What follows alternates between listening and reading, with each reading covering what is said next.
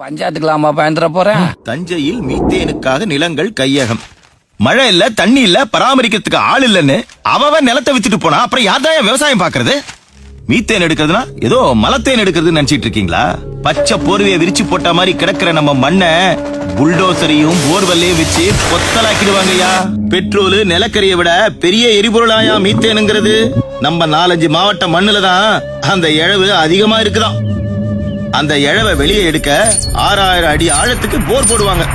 நிலத்துக்கு அடியில இருக்கிற மொத்த தண்ணியும் வெளியில எடுப்பாங்க. அந்த இடத்தை நிரப்புறதுக்கு கடல் தண்ணி உள்ள வரும். அதையும் வெளியே எடுத்துட்டு ஏகப்பட்ட ரசாயனம் எல்லாம் இருக்குதியா, அதெல்லாம் அவ்வளோ ஆழத்துக்கு வேகமா பீச்சி அடிப்பாங்க. பூமியோட அத்தனை அடுக்கையும் புலந்துகிட்டு போய் அது கீழே பயங்கரமா வெடிக்கும். அந்த ரசாயன கழிவையும் உப்பு தண்ணியும் வெளியே எடுத்து கொட்டுறப்போ நம்ம மண்ணுல இருக்கிற மரம் செடி கொடின்னு அத்தனையும் கருகி சுடுகாடா போயிடும் யா. பூமியோட அடுக்கெல்லாம் செதஞ்சு போய் நாம பெருமையா நினைக்கிற பாரம்பரிய கோயில்லாம் சுக்குநூறா நொறுங்கி போயிடும். ஊருக்கே சோறு போடுற நம்ம மண்ணு உப்பளமா மாறி போயிடும்.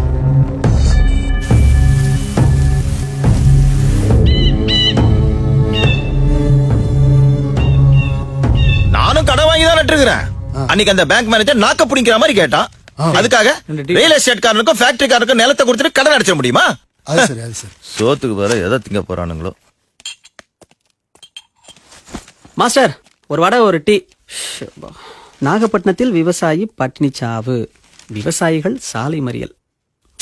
ஆமா, இந்த விவசாயிகளுக்கும் வேற வேலை இல்ல, பேப்பர்காரங்களுக்கும் வேற வேலை இல்ல. பட்டினி சாவாம் பட்டினி சாவு. மாசத்துக்கு 20 கிலோ அரிசி தராங்க, அதை வாங்கிட்டீங்க வழி இல்லாம எப்படி சாக முடியும்? சும்மா பரபரப்புக்காக எதையாவது பண்ணிட்டு அப்புறம் பஸ் மறிக்க இறங்கிறாங்க. வெட்டி போய்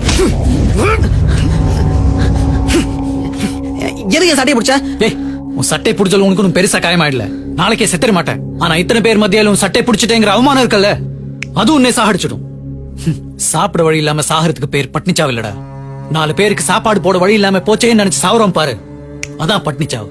எங்க சாவுக்கெல்லாம் நீங்க பெரிதாப்பட வேணா, ஆனா பழிச்சு பேசாம இருங்கடா, அது போதும். உன் அளவுக்கு படிச்சு வந்தாண்டா நானும் MSc கோல்ட் மெடலிஸ்ட். ஆனா விவசாயத்தை தவிர வேற எந்த வேலையும் பார்க்க மாட்டேன்னு உறுதியா இருக்கேன்டா. காசு கொடுத்த அரசு கிடைக்குங்கிற திமிருதான்டா உங்களை இப்படி பேச வைக்குது.